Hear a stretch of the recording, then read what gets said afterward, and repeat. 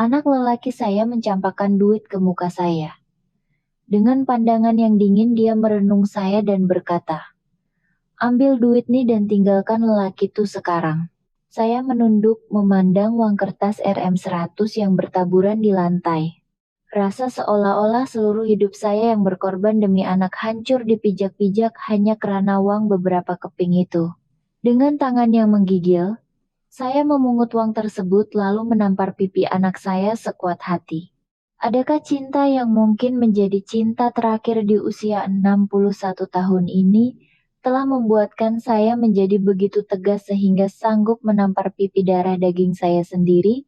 Kisah ini bermula sebulan yang lalu, pada suatu pagi di mana kesunyian terasa begitu mencengkam jiwa. Nama saya Salma, tahun ini genap 61 tahun. 3 tahun lalu, suami yang menjadi pelengkap hidup saya telah pergi dijemput Ilahi. Kini, saya meneruskan kelangsungan hidup dengan mengusahakan sebuah kedai makan kecil di hujung lorong pekan yang dinamakan Kedai Lauk Pauk Salma. Setiap hari, tepat jam 4 pagi, mata saya pasti akan terbuka. Selepas 3 tahun hidup begini, tubuh saya seolah-olah lebih mengingati waktu subuh berbanding bunyi jam loceng. Apabila saya menghidupkan lampu di rumah pangsa kecil saya dan berdiri di hadapan cermin, seorang wanita tua yang wajahnya di mama usia merenung kembali ke arah saya. Masih cantik lagi nih. Saya memujuk diri sendiri perlahan, namun rasa ngilu di sudut hati tetap tidak dapat disembunyikan. Sebaik saja saya membuka pintu kedai, ketiadaan arwah suami adalah perkara pertama yang menyambut saya. Tempat dia selalu berdiri menggaul paceri nanas dan sambal belacan, kini harus saya isi sendirian. Setiap kali saya menuangkan sayur ke dalam besan besar dan menggaul perencah, seakan-akan terngiang-ngiang suara suami dari belakang, "Salmah, coba rasa sikit kuah nih, cukup masin tak?" Membuatkan saya beberapa kali menoleh ke belakang. Namun, yang ada hanyalah kedinginan embun pagi yang membalut tubuh ini. Sepanjang hari saya bergerak bagaikan sebuah mesin. Menumis sayur, memasak ayam kicap, dan menggoreng ikan. Apabila pelanggan masuk, saya menyambut mereka dengan senyuman dan sapaan mesra. "Makcik, nampak sedap sayur campur hari ini, atau Kak Salmah, lebihkan sikit sambal ikan bilis tuh ya." Perbualan-perbualan ringkas itu seketika mampu membuatkan saya lupa akan kesunyian. Tetapi apabila semua pelanggan telah pulang, dan saya tinggal keseorangan di kedai, kesepian itu membesar berkali ganda, hingga terasa menyesakkan dada. Jam 8 malam, saya menutup kedai. Perjalanan pulang ke rumah terasa seperti jalan yang paling panjang dan sepi di dunia. Saat saya membuka pintu rumah pangsa yang gelap gelita, ada kalanya nafas saya terasa tersekat. Hari itu pun sama. Saya mengeluarkan beberapa lauk yang lebih dan duduk bersendirian di hadapan meja makan. Suara televisi adalah satu-satunya teman berbual. Tiba-tiba, ketika menyuap nasi, air mata saya mengalir laju. Saya tidak tahu mengapa saya menangis. Mungkin karena terlalu sunyi, kesepian yang teramat sangat ini membuatkan saya berasa begitu sayu. Saya teragak-agak untuk menelepon anak lelaki saya, Hakim. Namun, terbayang suaranya. "Mak, saya sibuk nih. Nanti saya telepon balik," membuatkan saya membatalkan niat itu. Anak-anak ada kehidupan mereka sendiri, saya perlu paham. Walaupun paham, rasa jauh hati tetap ada. Begitulah hari berlalu, dan keesokannya bermula. Saya pikir ia akan menjadi hari yang sama seperti biasa. Namun, hari itu sedikit berbeza. Sekitar jam 10 pagi, pintu kedai terbuka dan seorang lelaki tua yang kemas, yang tidak pernah saya lihat sebelum ini, melangkah masuk. Usianya kelihatan melepasi 70 tahun, namun postur tubuhnya yang tegap dan lurus menampakkan karisma yang tinggi. Tumpang tanya, "Ada tak lauk sayur yang sesuai untuk saya makan seorang?" Suaranya lembut namun jelas dan bertenaga. Saya mencadangkan beberapa jenis ulaman dan sayur campur, lalu dia tersenyum nipis sambil mengucapkan terima kasih. Pada saat itu, pandangan kami bertaut. Sepasang mata yang dalam dan hangat, namun entah mengapa tersirat rasa sunyi yang pekat di baliknya. Bagaikan melihat cermin mata saya sendiri. Selesai membayar, dia berkata, "Masakan Puan nampak penuh kasih sayang. Saya akan makan dengan lalu." Ia hanyalah ucapan biasa dari seorang pelanggan. Namun bagi saya, kata-kata itu memberikan ketenangan yang luar biasa. Sejak hari itu, lelaki tersebut datang ke kedai saya pada waktu yang sama setiap hari. Dan setiap kali itu juga dia mengucapkan kata yang sama, hari ini pun nampak penuh kasih sayang. Tanpa sadar, saya mula menantikan waktu itu, menantikan sapaannya.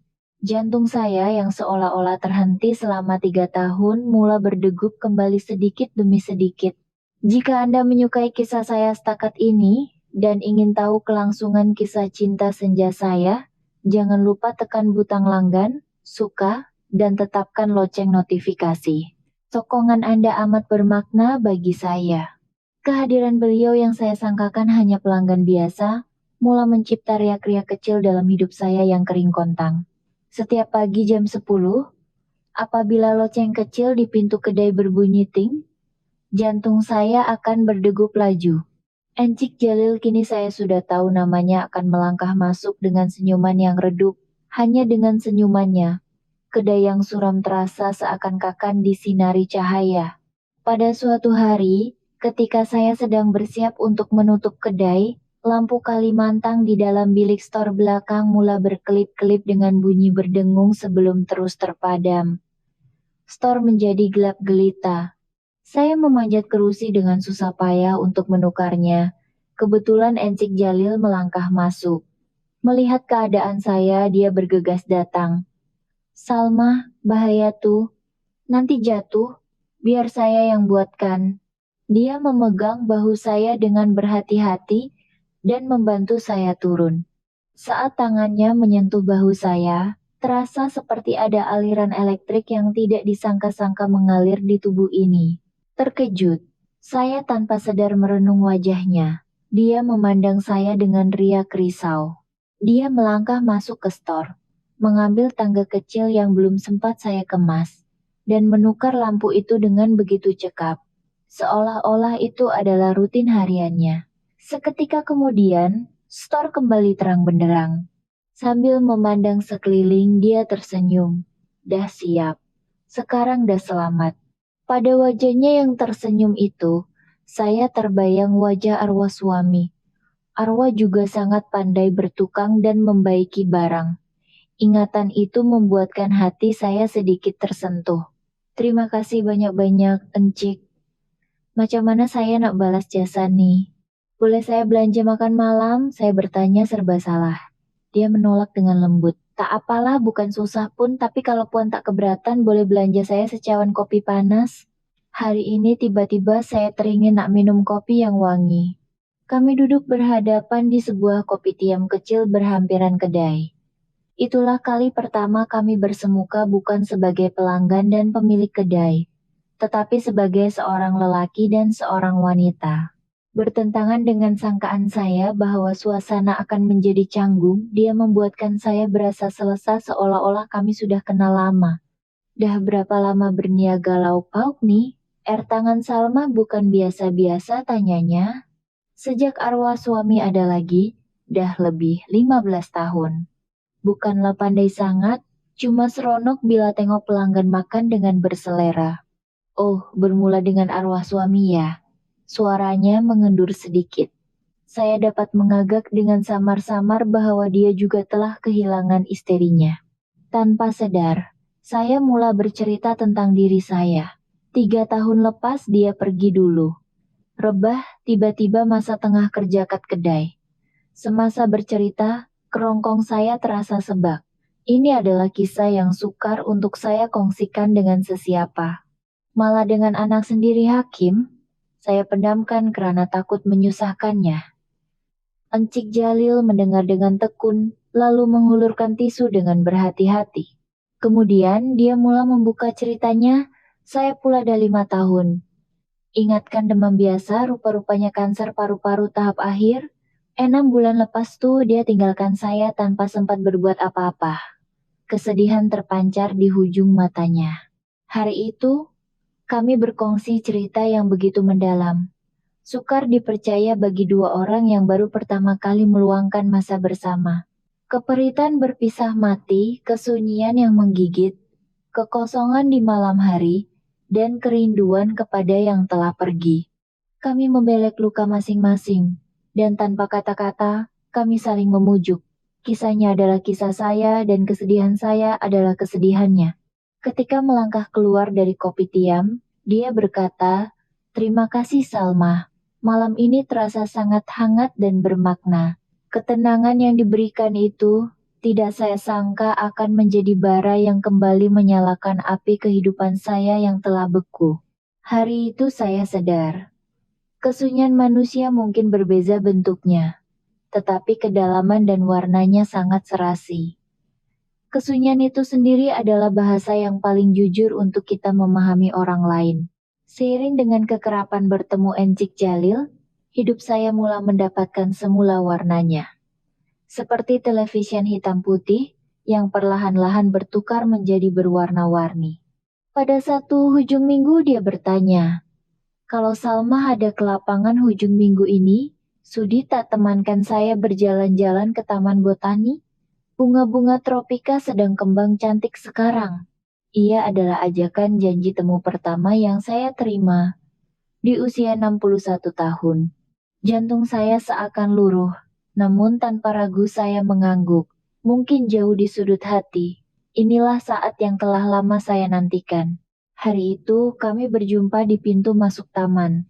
Tergelak kecil saya mengingatkan betapa lamanya saya berdiri di hadapan almari baju pada pagi itu. Tidak tahu mau pakai apa. Akhirnya, saya memilih sepasang baju kurung modern bercorak bunga yang dibelikan anak perempuan saya beberapa tahun lepas. Encik Jalil berpakaian kemas seperti biasa. Namun sebaik melihat saya, dia memuji. "Hari ini Salma nampak sangat berseri dan cantik." Muka saya merona merah, tetapi hati berbunga riang. Kami berjalan beriringan. Pada mulanya agak sunyi, tetapi kesunyian bersamanya terasa sangat mendamaikan. Dia memberitahu nama-nama bunga yang mekar di tepi jalan, menceritakan kisah mudanya sebagai seorang arsitek yang merantau ke serata dunia, dan bagaimana dia mula meminati seni ukiran kayu selepas bersarah. Ceritanya sangat menarik, namun yang paling mengagumkan adalah semangatnya terhadap kehidupan. Umur ini cuma angka. Yang penting, seberapa bersemangat kita menjalani hari ini di dalam hati kita, katanya sambil kami berehat di sebuah bangku. Saya masih ada banyak benda nak buat dan nak belajar. Setiap pagi saya ke gimnasium 2 jam, dan sebelah malam saya belajar bahasa Spanyol. Suatu hari nanti impian saya adalah untuk menelusuri laluan Camino de Santiago di Spanyol dan lawat seni bina Islam di Andalusia. Saya teringin nak pergi bersama Salma. Sukar untuk percaya umurnya sudah 10 tahun. Bahunya yang tegap, posturnya yang lurus, dan matanya yang bersinar apabila bercerita tentang masa depan, jauh lebih hidup daripada orang muda. Terpacul dari mulut saya. Hebatnya Encik. Saya rasa hidup saya seolah-olah terhenti sejak suami meninggal. Dia tersenyum memandang saya. Salma juga seorang yang hebat dan cantik. Hidup Salma tak terhenti cuma berehat sebentar. Kini masanya untuk melangkah semula. Kalau sudi, saya nak berjalan di sebelah Salma. Kata-katanya menyentuh relung hati saya yang paling dalam. Kami meluangkan masa sehingga ke petang. Sebelum berpisah, dia memegang tangan saya dengan berhati-hati. Tangannya besar dan hangat. Hari ini adalah antara hari yang paling menggembirakan dalam hidup saya. Bolehkah kita selalu luangkan masa macam ini pada masa akan datang? Melihat keikhlasan di matanya, saya hanya mampu mengangguk tanpa kata. Malam itu, buat pertama kalinya sejak 3 tahun, saya tidur dengan sangat lena. Mengetahui ada seseorang di sisi rupa-rupanya sangat menenangkan, dan saya tidak pernah terfikir. Di sebalik ketenangan itu, ada satu perubahan besar yang akan menggegarkan prinsip hidup saya selama 60 tahun ini. Ia berlaku pada suatu malam Jumat di bulan November, ketika musim tengkujuh sedang lebat-lebatnya. Hujan yang turun sejak petang bertukar menjadi ribut menjelang malam, hinggakan pandangan di luar kabur. Semasa saya mau mengunci kedai, Encik Jalil tiba-tiba muncul di hadapan kedai dengan memegang payung besar. Hujan lebat sangat nih, bahaya kalau Salma balik seorang.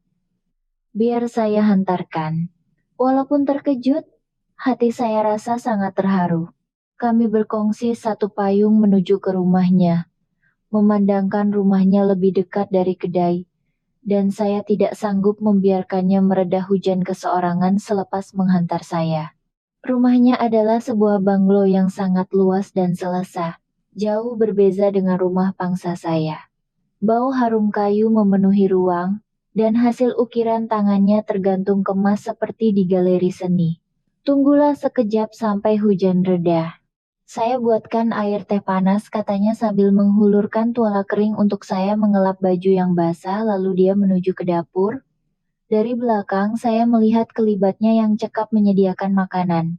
Bunyi didihan air dan bunyi ketukan pisau di papan pemotong bersatu, seolah-olah kami adalah pasangan suami istri yang telah lama hidup bersama. Malam itu hujan langsung tidak berhenti, malah semakin lebat, dan berita di TV asyik memaparkan amaran banjir kilat. Bahaya kalau balik waktu begini. Kalau Salma tak kisah, bermalamlah di sini. Bilik tetamu tuh udah bersih saya kemaskan.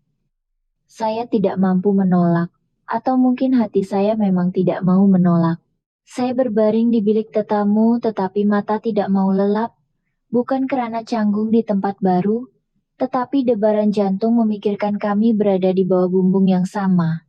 Tiba-tiba pintu bilik diketuk dan dibuka perlahan. Dia masuk membawa 2 cawan teh herba yang hangat dan wangi.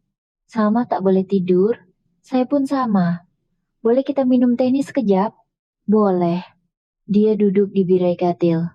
Hanya bunyi hujan di luar tingkap yang mengisi kesunyian antara kami.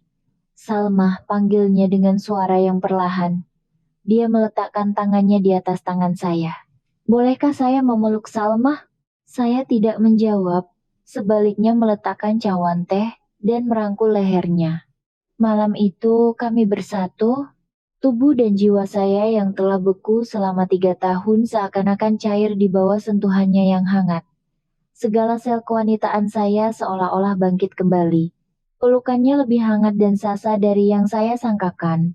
Walaupun usianya 70 tahun, tenaganya tidak mengenal arti lelah. Dengan lembut namun penuh kegairahan, dia membimbing saya malam itu. Bukan sekali, malah 3 kali beliau mendakap dan menyayangi saya dengan penuh gairah sehinggalah ufuk timur mula mencerah. Sambil bersandar di dadanya dengan nafas yang termengah-engah, saya berpikir, benarkah ini tubuh lelaki berumur 90 tahun? Bagaimana ini boleh terjadi?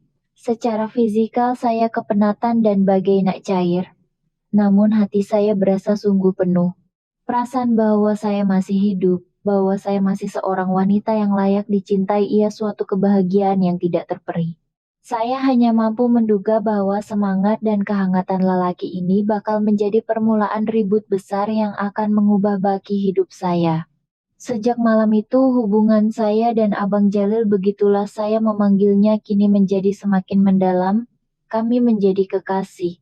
Pasangan kekasih berusia 61 dan 10 tahun. Memikirkannya sahaja terasa menggelikan hati dan memalukan. Tetapi itulah hakikatnya. Di sebelah siang kami sibuk dengan urusan masing-masing. Tetapi apabila malam menjelma, kami pasti akan bertemu. Sama ada di rumahnya, atau di rumah pangsa saya selepas kedai ditutup. Hampir setiap malam kami luangkan bersama. Dan setiap malam juga dia menyayangi saya dengan sepenuh jiwanya. Kehebatannya bukan sekadar kebetulan pada malam pertama itu.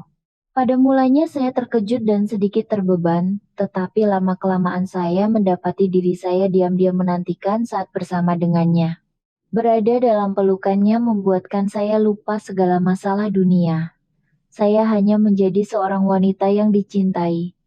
Kesunyian dan kekosongan yang menghimpit saya selama 3 tahun hilang begitu saja. Senyuman tidak lekang di bibir. Wajah saya yang dulunya kusam kini kembali berseri dan kemerah-merahan. Malah pelanggan tetap di kedai pun menyadari perubahan itu. Tahu ke tengah bercinta keni? Berseri-seri muka tuh usik mereka. Saya akan cepat-cepat menjawab, mana ada. Cuaca sejukut. Walaupun menafikan, jantung saya tetap berdegup kencang. Semakin besar kebahagiaan, semakin membesar juga rasa bimbang di hati bak bayang-bayang. Sampai bila rahasia ini boleh disembunyikan, bagaimana kalau satu-satunya anak saya Hakim tahu apa yang dia akan kata? Mak, ayah baru je meninggal, mak dah gatal cari jantan lain, mak dah hilang akal ke? Terngiang-ngiang suara sinis anak saya. Saya juga takut dengan mulut orang kampung dan jiran tetangga. Tengok tuh, Macik Salmah kedai lauk tuh. Laki baru mati dah berkepit dengan orang tua kaya, mesti nak kikis harta tuh. Dasar tak sadar diri, mampukah saya menahan cemuhan tajam sebegitu? Saya tidak yakin. Abang Jalil sadar akan kebimbangan saya. Suatu hari dia memegang tangan saya dan berkata, Salmah, kita tak buat apa-apa yang salah. Kita cuma saling menemani dan menyayangi. Janganlah risau. Biar saya yang jadi perisai untuk Salmah. Kata-katanya sangat melegakan. Namun tembok realiti rupanya jauh lebih tinggi dan kebal. Di dalam hati saya, kebahagiaan yang meluap-luap dan ketakutan yang menyesakan bertarung hebat setiap hari. Dan ketakutan itu bertukar menjadi realiti jauh lebih pantas daripada yang saya jangkakan tanpa sempat saya bersedia. Hari itu bermula seperti hari-hari biasa yang tenang, ibarat keheningan sebelum ribut melanda. Cinta di usia senja mempunyai beban yang berbeza berbanding cinta zaman muda. Ia tidak boleh bertahan semata-mata dengan debaran dan nafsu. Pandangan anak-anak, prejudis masyarakat, dan rasa bersalah terhadap yang telah pergi semuanya memerlukan keberanian yang sangat besar untuk ditanggung. Suatu petang di hujung minggu, Hakim singgah di kedai secara tiba-tiba dan berkata, Mak, muka Mak nampak berseri sangat sekarang. Ada berita baik ke? Kedatangannya yang mengejut itu membuatkan jantung saya berdegup kencang. Tak adalah. Mak cukup tidur kebelakangan nih. Kamu tuh kenapa datang tak beritahu? Saya membalas sambil tersenyum paksa. Namun mata Hakim tajam seolah-olah sedang mencari sesuatu. Sejak hari itu Hakim semakin kerap menghubungi saya. Kalau dulu nak telepon sebulan sekali pun susah, sekarang selang sehari dia akan menelepon. Mak dah makan? Kedai oke? Tak ada masalah apa-apa kan? Walaupun kedengaran prihatin, saya dapat merasakan ada niat tersembunyi. Ia bukan sekadar keprihatinan seorang anak, tetapi lebih kepada soalan-soalan untuk mengorek rahasia dan memantau saya. Satu hari, Hakim menerja masuk ke kedai tanpa amaran. Kebetulan saya sedang bersembang di telepon dengan Abang Jalil di dapur belakang. Ya Abang Jalil, nidah malam. Yalah, nanti kita jumpa. Sebaik sahaja saya berpusing selepas meletakkan telepon. Saya bertentang mata dengan Hakim yang berdiri kaku di pintu. Saya cepat-cepat menyembunyikan telepon, namun muka saya yang merah padam dan riak cemas tidak dapat disembunyikan. Mak cakap dengan siapa? Merah muka Mak, macam suara lelaki je. Oh, tak ada apa. Bos kilang pembekal barang mentah tuh. Dia kata ada barang baru masuk. Suara saya menggigil bodoh semasa menipu. Hari itu Hakim duduk agak lama di kedai. Dia memerhatikan saya memasak tanpa banyak bunyi, dan matanya melinggas melihat segenap sudut kedai seperti seorang polis yang sedang mencari bukti di tempat kejadian. Saya berasa seolah-olah ditelanjangkan dan sangat tidak selesa di bawah renungan tajamnya. Mak mesti sunyi kan? Nanti saya kerap datang jenguk Mak, kata Hakim sebelum pulang. Tak apalah, kedai Mak sibuk, kamu pun ada kerja sendiri. Tak apalah Mak. Tanggung jawab saya sebagai anak untuk pastikan Mak tak sunyi. Kata-katanya itu seolah-olah satu amaran. Mak, saya tengah perhatikan Mak, jangan buat hal. Adakah itu cuma ilusi saya? Beberapa hari kemudian, sangkaan buruk saya menjadi kenyataan. Lewat petang itu, Hakim datang untuk menolong saya menutup kedai. Tiba-tiba Abang Jalil datang menjemput saya. "Salma, jom kita balik." Suara lembutnya kedengaran, dan saat itu wajah Hakim yang berdiri di sebelah saya terus bertukar menjadi tegang seperti ais. Kereta sedan mewahnya yang diparkir di ujung lorong, serta pandangan matanya yang penuh kasih sayang ke arah saya semua itu, disaksikan oleh anak saya dengan riak kecewa, marah, dan rasa dikhianati yang meluap-luap. Saya kaku di situ. Saya tidak mampu melangkah ke kereta Abang Jalil dan tidak berani menatap muka Hakim. Bibir saya pucat lesi. Kecurigaan tajam di hati anak saya akhirnya menjadi mata pisau yang tepat menikam jantung saya. Keesokan paginya, sebaik sahaja kedai dibuka, Hakim merempuh masuk seperti ribut. Wajahnya merah padam menahan marah yang teramat sangat. Tanpa usul periksa, dia melemparkan sebuah sampul surat tebal ke hadapan saya. Berteraburan uang kertas Rm100 keluar dari sampul itu. Beribu-ribu ringgit jumlahnya. "Mak, apa mak buat nih?" Dengan suara yang menggeletar saya bertanya kenapa, dan dia merenung saya dengan pandangan jijik yang tidak pernah saya lihat seumur hidup. "Nih duit pampasan dari lelaki tuh, ambil duit nih dan tinggalkan dia sekarang. Jangan konteng arang di muka arwah ayah." Dunia saya terasa runtuh. Bagaimana anak yang saya kandung dan lahirkan sanggup mengeluarkan kata-kata yang begitu kejam dan menghina? Duit pampasan? Cinta suci kami telah direndahkan nilainya kepada hubungan kotor yang boleh dibeli dengan duit. Saya sangat kecewa. "Hakim, apa yang kamu cakap nih? Sanggup kamu cakap macam nih, Katma? Mak ingat saya tak tahu? Tiap-tiap malam mak berkepit dengan orang tua tuh buat apa? Ayah baru aja meninggal. Mak tak rasa malu kedengan orang kampung." Perkataan malu itu menikam tepat ke ulu hati saya. Segala pengorbanan saya membesarkannya dengan titik peluh. Dihina sebegitu rupa hanya dengan satu ayat. Mata saya gelap, kaki saya lembik hingga hampir tersungkur. Lelaki itu nampak sangat nakikis harta, Mak. Mana ada benda percuma dalam dunia nih? Mak tolonglah sedar diri sikit. Hakim terus merobek hati saya.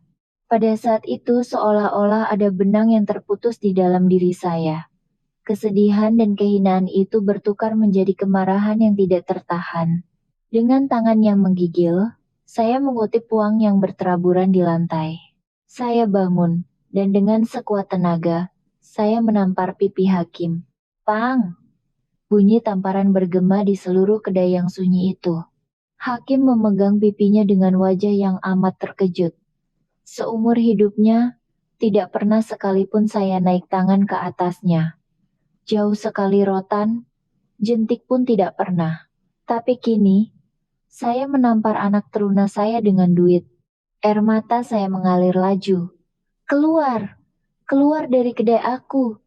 Jangan berani tunjuk muka kau depan aku lagi!" Saya menjerit dan menolaknya keluar dari kedai bagi orang hilang akal. Pintu dihempas kuat. Saya terduduk di lantai dan meraung sekuat hati.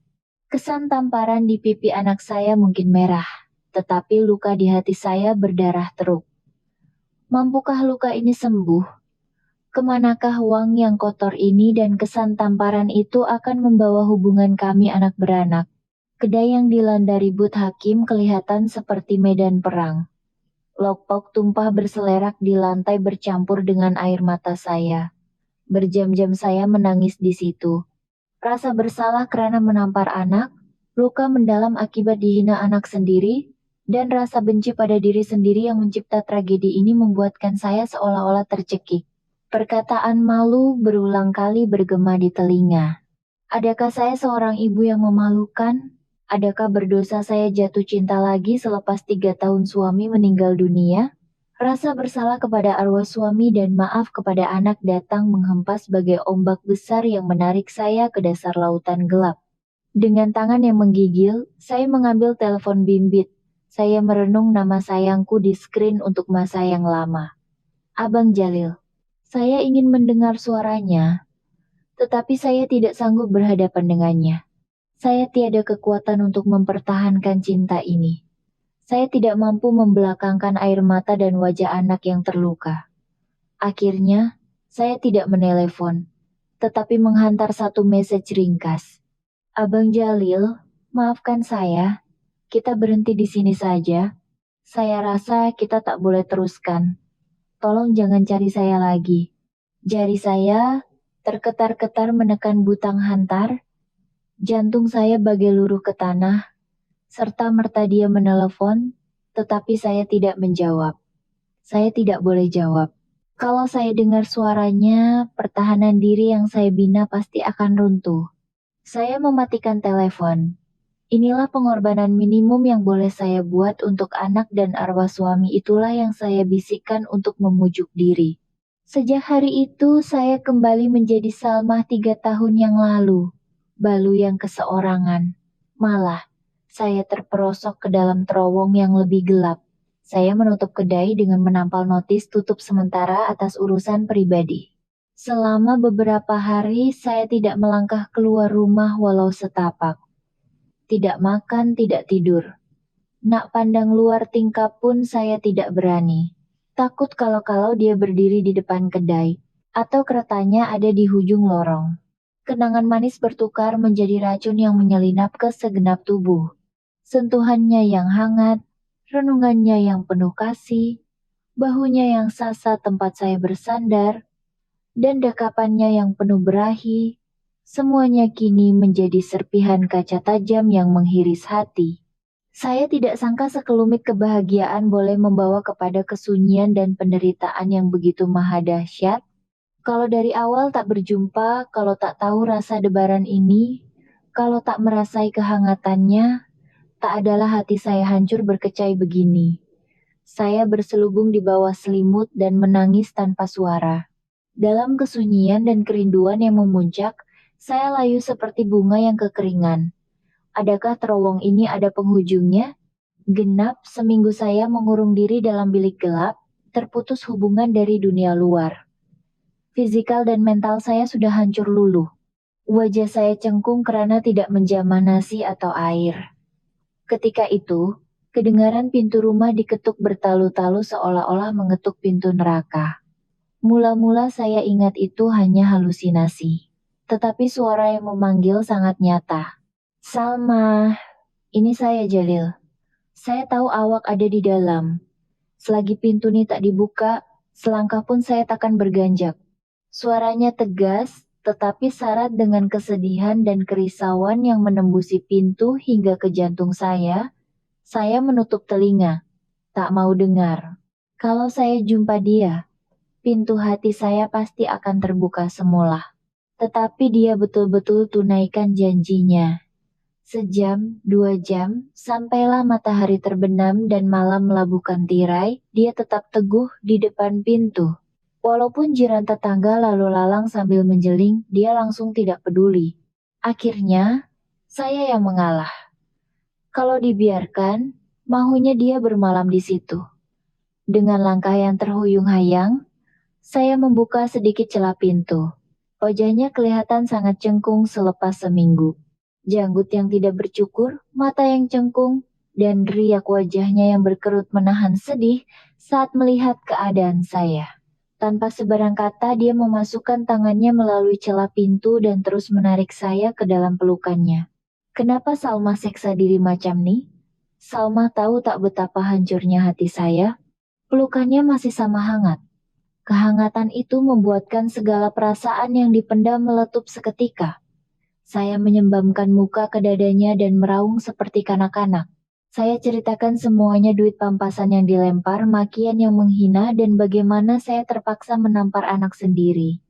Semasa mendengar cerita saya, belakang badannya terketar-ketar sedikit. Bila saya sudah reda, dia memegang kedua belah bahu saya dan menatap mata saya. Matanya merah berurat, namun penuh dengan keyakinan yang padu. Salma tak salah apa-apa, saya cakap jujur, ini semua salah saya yang menyebabkan hakim pikir begitu. Saya terlalu gopoh. Sebagai orang tua saya patut selami hati anak Salmah dulu. Saya menggeleng. Tak, bukan salah abang. Namun dia menyambung. Jadi mulai sekarang, Serahkan semuanya pada saya. Biar saya yang jumpa hakim. Biar saya jernihkan keadaan. Salma cuma perlu senyum kembali. Saya janji, saya akan lembutkan hati anak Salma. Kata-katanya bukan sekadar pujukan biasa. Ia adalah janji paling teguh dari seorang lelaki yang sanggup mempertaruhkan segalanya demi wanita yang dicintainya. Keesokan harinya, dia betul-betul pergi mencari hakim di pejabatnya. Saya menunggu di rumah dengan penuh resah. Menjelang malam, barulah dia menelepon. Saya dah bercakap dengan hakim. Memang bukan mudah, tapi saya akan terus jumpa dia. Suaranya kedengaran letih, tetapi semangatnya tak luntur. Sejak hari itu, dia pergi berjumpa hakim setiap hari. Kadang-kadang dilayan dingin, kadang-kadang dihalau, tetapi dia terus sabar mengetuk pintu hati anak saya. Dan akhirnya, selepas seminggu, hakim membuka sedikit ruang untuknya. Apabila saya dengar mereka berdua duduk bersembang di kafe, saya seakan-akan nampak seberkas cahaya di hujung jalan yang gelap. Saya berdoa sepenuh hati, moga-moga anak saya dapat melihat keikhlasan lelaki itu. Lewat malam itu, Abang Jalil pulang dengan riak wajah yang berat dan kusut. Saya terus dapat merasakan ada sesuatu yang di luar jangkaan telah berlaku. Saya dah berbincang panjang dengan hakim. Dia menghela nafas panjang sambil bersandar di sofa. Menurut ceritanya, pada mulanya hakim sangat beremosi. Pacik nih siapa nak masuk campur urusan keluarga kami? Kalau pacik tanah duit, pacik nak apa? Jerkah hakim padanya. Namun Abang Jalil tidak melenting.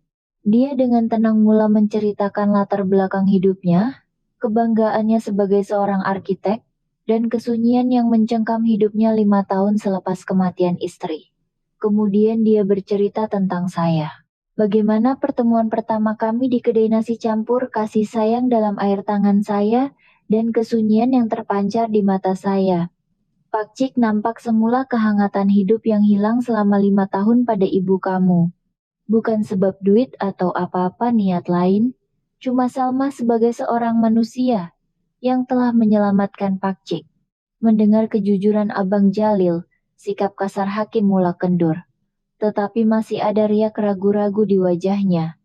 Ketika itulah Abang Jalil menangkap satu bayangan kebimbangan dan keputusasaan di mata hakim. Ia bukan sekadar rasa takut kehilangan seorang ibu, tetapi sesuatu yang jauh lebih berat dan realistik. Hakim, adakah kamu sedang memikul satu beban besar yang tak mampu kamu tanggung sendiri? Soalan mendalam dari orang tua yang banyak pengalaman itu meruntuhkan terus ego hakim.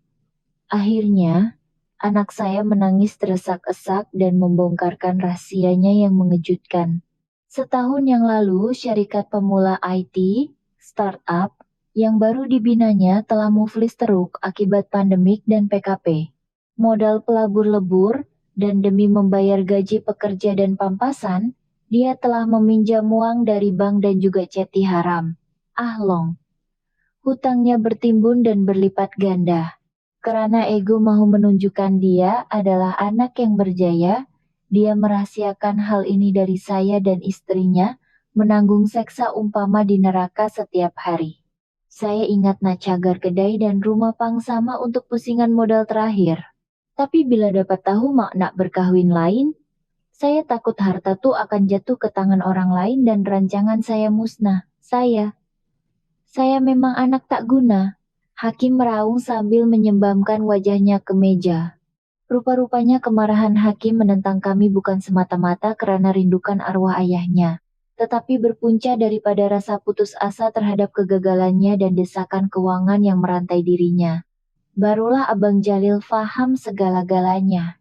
Duit pampasan yang dilemparkan kepada saya bukanlah tanda kemarahan kepada saya, tetapi luahan kekecewaan terhadap dirinya sendiri yang rasa tidak berguna. Rahasia yang disembunyikan itu bukanlah keegoisan seorang anak derhaka. Sebaliknya tragedi pilu seorang ketua keluarga muda yang tewas dipukul badai reality. Apabila mendengar cerita itu, rasa marah pada hakim lenyap sama sekali, diganti dengan rasa sakit luluh hati, dan serba salah yang menyebabkan saya keluh tak terkata. Di sebalik tindak tanduk seseorang pasti ada 1001 alasan yang tidak kita ketahui. Penghakiman melulu seringkali lebih melukai. Saya belajar sesuatu melalui anak saya. Pemahaman sebenar bermula apabila kita meletakkan diri di tempat mereka. Malam itu, saya tidak dapat melelapkan mata. Anak lelaki kesayangan kebanggaan saya selama ini melalui azab dunia sendirian, sedangkan saya leka dibuai cinta dan kebahagiaan sendiri. Belum pernah saya rasa begitu berdosa dan malu memegang gelaran ibu. Keesokan paginya saya menelepon Hakim dengan tangan yang menggigil. Hakim, Mak nih, malam nih datang rumah makan sama-sama. Ada hal Mak nak cakap. Suara saya terketar-ketar. Hakim berpura-pura tenang dan menjawab. Baik Mak. Malam menjelma, Hakim tiba di rumah. Dalam suasana yang kekok, saya menghidangkan lauk kegemarannya, rendang daging. Tetapi kami berdua tidak berselera untuk makan. Saya memulakan bicara dengan berat hati. Hakim, Mak ada tahu semuanya dari Abang Jalil. Betapa susahnya kamu. Kenapa kamu bertindak macam tuh? Belum sempat saya menghabiskan ayat, air mata jantan anak saya mulai mengalir deras. Lelaki bertubuh sasa itu terhinggut-hinggut bahunya menangis terseduh-seduh seperti budak kecil. Hati saya hancur lulu melihatnya. Maafkan saya, Mak. Saya minta ampun, Mak. Hakim melutut di lantai sambil memegang kaki saya. Dia meluahkan segala derita, kegagalan, dan ketakutan yang dialaminya setahun lalu, serta mengakui sikap pengecutnya yang mau menggunakan harta Mak sendiri. Saya cemburu tengok Mak bahagia. Saya kat sini ibarat dalam neraka, tapi Mak boleh senyum dengan orang baru. Saya memang tak guna. Saya menariknya bangun dan memeluknya erat. Tak Hakim tak, Mak yang salah. Mak minta maaf. Mak tak tahu kamu derita macam tuh. Mak cuma pikir kebahagiaan Mak seorang. Mak minta maaf sangat-sangat. Kami berpelukan dan menangis terasa-kesak. Air mata panasnya membasahi bahu saya, dan air mata saya membasahi belakangnya. Tangisan itu mencuci segala dendam, amarah, dan kekesalan. Setelah lama menangis, dengan mata yang bengkak, Hakim memegang tangan saya dan bertanya, Mak, betul Kepakcik tuh boleh bahagia kan, Mak? Ya nak, dia orang yang sangat baik, terlalu baik untuk Mak. Dan dia juga boleh jadi pembimbing yang baik untuk kamu. Mendengar kata-kata saya, Hakim menarik nafas lega dan mengangguk perlahan. Saya nak jumpa dia lagi dan minta maaf secara rasmi. Saya nak restu hubungan Mak dengan dia sepenuh hati.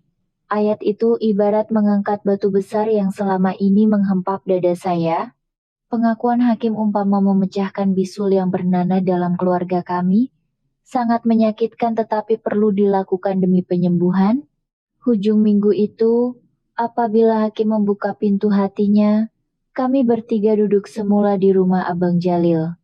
Ketegangan seperti pertemuan pertama hilang sama sekali, digantikan dengan suasana kekok namun hangat. Hakim menundukkan kepalanya di hadapan Abang Jalil. Pacik, saya minta maaf atas keterlanjuran saya hari itu. Saya kurang ajar pada orang tua. Tolong ampunkan saya, Pacik. Mendengar panggilan Pakcik yang penuh hormat itu, mata Abang Jalil berkaca. Dia bangun memegang bahu Hakim. Bangunlah Hakim. Pacik dah faham semuanya. Tak perlu minta maaf. Pacik yang patut minta maaf sebab lambat sedar beban yang kamu tanggung. Dua lelaki itu saling berpandangan itu bukan sekadar kemaafan, tetapi sebuah pemahaman melangkaui sempadan generasi, menandakan permulaan ikatan keluarga yang baru. Sejak hari itu, Abang Jalil menjadi tulang belakang dan mentor kepada Hakim. Dengan pengalaman luas serta rangkaian perniagaannya, dia bertungkus lumus membantu Hakim menyelesaikan masalah hutang.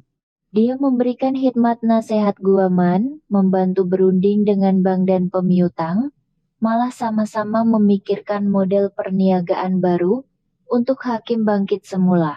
Dia tidak mengambil jalan mudah dengan sekadar melangsaikan hutang menggunakan duitnya, sebaliknya dia mengajar cara memancing. Dalam proses itu, Hakim mula membina rasa hormat dan percaya yang tinggi terhadap Abang Jalil. Hujung minggu kini, rumah kami riuh dengan gelak tawa cucu. Cucu lelaki saya yang berusia 5 tahun memanggilnya Atuk Jalil dan sangat manja dengannya. Abang Jalil akan memangku cucunya sambil membuat mainan kayu ukiran, dan melihat senario itu, Hakim serta istri, menantu saya, akan tersenyum bahagia. Pada suatu malam ketika kami berempat sekeluarga sedang makan malam, Hakim tiba-tiba bersuara, "Mak, apa kata kalau Mak dengan Atuk Jalil kawin betul-betul bersanding sikit, biar saya sebagai anak aturkan majelis tuh cantik-cantik untuk Mak." Menantu saya turut menyokong, "Betul tuh Mak." Mak dengan Atuk nampak sepadan sangat. "Nanti kita orang panggil juru gambar ambil gambar lawa-lawa." Muka saya merona merah. "Aish, dah tua-tua macam ni nak bersanding apa bendanya?" Saya melambai tangan menolak. Tetapi Abang Jalil memegang erat tangan saya dan tersenyum melihat Hakim. "Kalau itu niat kamu, Atuk lagi lah bersyukur tak terkata. Kan sayang?" Mendengar perkataan sayang itu, Hakim dan menantu saya bertepuk tangan gembira. Walaupun tiada pertalian darah, namun selepas berkongsi luka dan mengharungi ribut bersama, ikatan kekeluargaan kami menjadi jauh lebih utuh berbanding keluarga biasa. Merentasi sungai perselisihan, barulah kami berlabuh di pelabuhan bernama keluarga. Melihat kesungguhan Hakim yang ingin merangka kenangan terindah untuk ibunya, saya tidak sampai hati menolak. Kami akhirnya mengadakan majelis persandingan dan pernikahan ringkas. Berkonsepkan taman, majelis itu diadakan di sebuah villa homestay kecil yang direka bentuk oleh Abang Jalil sendiri dan dihadiri keluarga terdekat. Cahaya matahari bulan Jun menyinar terang, diiringi angin yang membawa bau harum bunga melur. Hakim yang segap memimpin tangan saya berjalan perlahan menuju ke pelamin. Berpaut pada lengan anak lelaki yang telah dewasa, itu adalah langkah yang paling mendebarkan dan membahagiakan dalam hidup saya. Di ujung sana, Abang Jalil yang lengkap berbaju Melayu putih menanti saya dengan senyuman paling manis di dunia. Saat memegang tangannya, saya yakin bahwa lelaki ini adalah teman hidup terakhir yang dihadiahkan Tuhan buat saya. Selepas berkahwin, hidup kami menjadi lebih bermakna. Barang-barang saya dari rumah pangsa telah dipindahkan ke banglo luas milik Abang Jalil, melengkapkan lagi surga kami berdua. Calik sahaja mata saya berada dalam pelukannya. Tidur pun diiringi derusan nafasnya. Dan kasih sayang serta semangatnya yang luar biasa tidak langsung luntur selepas berkahwin, malah lebih membara. Walaupun sudah 90 tahun, beliau tetap memuliakan dan menyayangi saya sebagai seorang wanita pada setiap malam. Saya tidak lagi berasa segan atau memikirkan usia. Sebaliknya, berada di dalam dakapannya menyadarkan saya bahwa saya hidup dan benar-benar dicintai. Cinta dan kemanjaannya adalah bukti harian bahwa saya masih berharga. Ia adalah pendorong semangat utama saya. Dengannya, saya lupa pada kerut di wajah dan angka pada umur. Baru-baru ini, bersempena ulang tahun perkawinan pertama, kami pergi melancong secara backpacking ke Eropa. Memikul beg sandang besar seperti orang muda naik turun kereta api merentas sempadan, kami ketawa, bergurau dan bercinta bagai pasangan umur 20-an. Berpelukan di hadapan menara Eiffel, melontar siling di Air Pancut Trevi Rome, dan menikmati salji di pergunungan Swiss Alps. Semua momen itu mencoret warna pelangi di halaman terakhir buku kehidupan saya. Kebelakangan ini, saya selalu terfikir, kalaulah masa itu saya mengalah pada herdikan anak dan takut pada umpatan orang, di manakah saya sekarang? Pasti, saya masih terpuruk di kedai lauk pauk itu, menghabiskan sisa usia dalam penyesalan dan linangan air mata. Kepada Anda di luar sana yang sedang melayari hari-hari tua dalam kesunyian, saya berani katakan ini, tiada istilah terlambat untuk mula menyintai. Jangan takut untuk mencari bahagia. Hidup Anda adalah milik Anda, bukan milik sesiapa. Izinkan jantung Anda berdegup semula. Senja dalam hidup saya bukanlah tanda malam berlabuh, tetapi ia adalah fajar yang menjanjikan pagi yang lebih benderang esok hari. Dalam pelukannya yang hangat, cinta dan kegairahan kami akan terus mekar melangkaui masa. Kisah ini tamat di sini. Halaman terakhir kisah cinta senja Puan Salma dan Ensik Jalil telah ditutup. Sepanjang mengikuti kisah ini, kita telah bersama-sama merasai keperitan sunyi seorang wanita, debaran cinta yang baru berputik, kerisauan saat konflik melanda, dan kelegaan bila kebahagiaan akhirnya menjengah. Apakah perasaan yang bersisa di hati Anda sekarang? Mungkin kisah ini lebih daripada sekadar kisah cinta warga emas. Ia adalah cermin buat kita semua untuk merenung kembali arti kehidupan dan nilai-nilai penting yang mungkin telah kita lupakan atau abaikan. Kisah ini bermula dengan kesunyian. Bagi Salma, 3 tahun hidup sebagai balu ibarat tempo untuk bertahan semata-mata. Rumah yang kosong, makan malam sendirian, malam sepi tanpa teman berbual. Dalam masyarakat kita sering menganggap kesunyian ibu bapa yang semakin menua sebagai satu putaran hidup biasa. Anak-anak dah besar, pasangan dah tiada, jadi hiduplah dengan tenang tunggu hari kematian. Tetapi, benarkah begitu? Adakah karena sudah tua, hak fitrah seorang manusia untuk mencintai dan dicintai akan terpadam begitu sahaja? Kisah Salma menyangkal hal ini sekeras-kerasnya. Kesunyian tidak mengenal umur.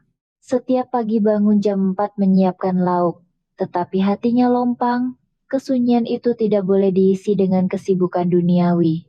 Memahami dan menyelami kesunyian ibu bapa kita, tanpa menganggapnya sebagai sesuatu yang normal, merupakan langkah pertama untuk menghargai hidup yang lebih baik. Di hujung terowong kesunyian itu, Salma menemui cahaya bernama Jalil. Tetapi ingat, cahaya itu tidak datang bergolek. Salma mengambil langkah berani. Berani menerima pelawaan minum kopi, berani membuka sedikit pintu hatinya setelah 3 tahun terkunci. Seringkali tragedi dalam hidup berlaku apabila peluang bahagia datang, namun kita tiada keberanian menyambutnya. Tua-tua nih buat perangai, apa orang kata nanti? Tak respek, arwah suami. Anak mesti mengamuk. Halangan-halangan minda ini membunuh peluang kita. Tetapi Salma akhirnya memilih kebahagiaannya. Keputusan yang kecil tetapi cukup untuk menggerakkan roda takdirnya kembali. Begitu juga Jalil. Seorang lelaki yang hatinya tertutup 10 tahun sejak istri pergi, akhirnya berani memulakan langkah. Umur bukan syarat untuk bercinta, ia hanya rekod masa. Yang patut kita takuti bukan hari tua, tetapi penuaan dalam keadaan tanpa matlamat dan keberanian untuk memulakan kasih sayang baru. Sudah tentu cinta mereka tidak selalunya lancar. Bantahan hakim bagai satu pukulan maut. Mungkin ramai yang marah dengan tindakan hakim yang kasar kepada ibunya. Tetapi di sebalik konflik ini, kita diajar tentang arti komunikasi. Pada mulanya hakim kelihatan seperti anak derhaka yang gila harta. Namun jauh di sudut hati, ada rahasia tentang syarikat yang muflis karena pandemik, hutang ahlong, dan ego seorang anak yang gagal membahagiakan keluarga. Dia marah bukan sekadar cemburu, tapi takut hilang tempat berpaut yang terakhir. Kalau Salma hanya membalas dengan amarah tanpa perbincangan, dan kalau Jalil membiarkan sahaja budak mentah itu meroyan, hubungan ini pasti musnah.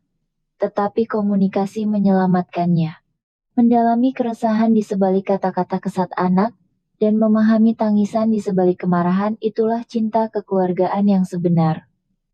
Seringkali kita lukai ahli keluarga karena terlalu cepat menghukum. Kisah ini menegaskan, lagi rapat hubungan itu, lagi dalam komunikasi perlu dilakukan.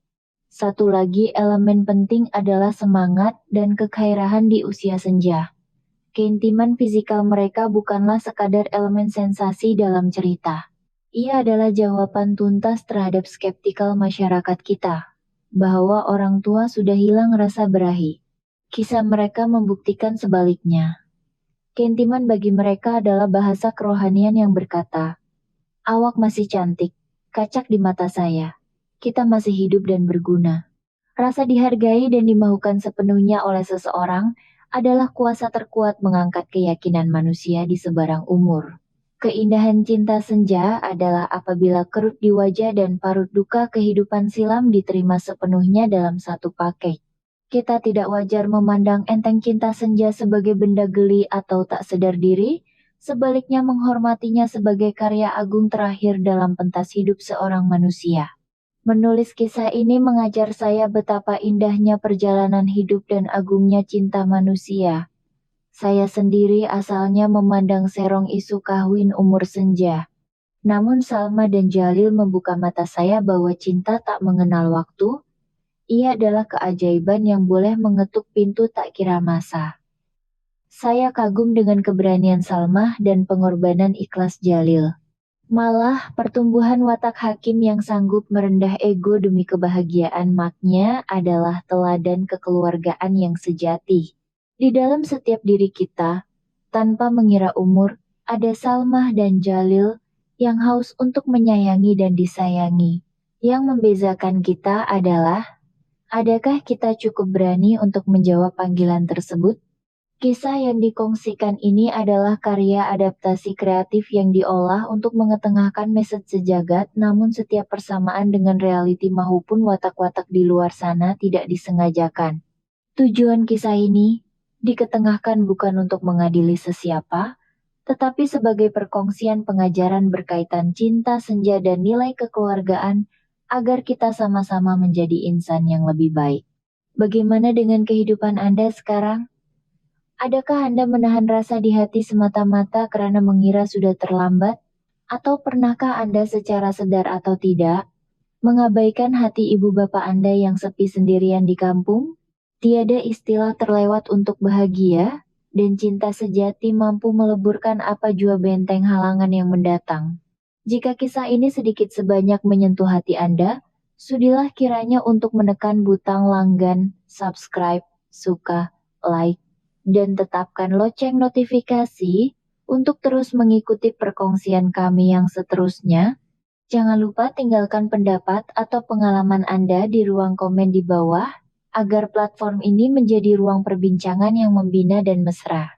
Semoga hari-hari yang mendatang dalam hidup Anda sentiasa dipenuhi cinta dan pelangi kebahagiaan. Terima kasih.